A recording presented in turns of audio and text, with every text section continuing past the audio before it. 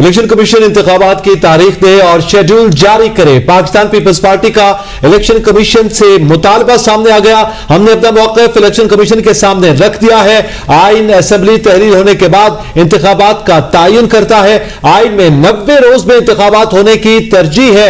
आइन का आर्टिकल 224 90 रोज में इंतखाबात करवाने का कहता है। इंतखाबात के हवाले से आइन पर अमल दरामद होना चाहिए। पीपल्स पार्टी के रहनुमा कहते हैं आइन में तरजीह नहीं, हल्का बंदियां की जाए। हो सकता है इलेक्शन कमीशन हल्का बंदियों से मुतालिक नया शेड्यूल जारी करे।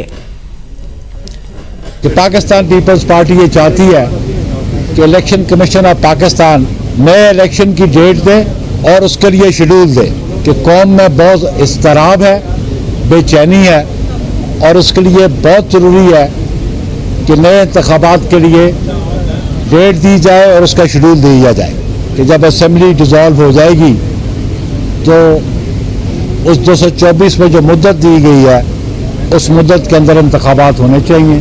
नुक्ता हमारा ये था जिस पर हमारा इसरार भी है, पीपल्स पार्टी का मौक़िफ़ भी है कि इंतखाबात आइन की दी हुई मुद्दत के अंदर होने चाहिए।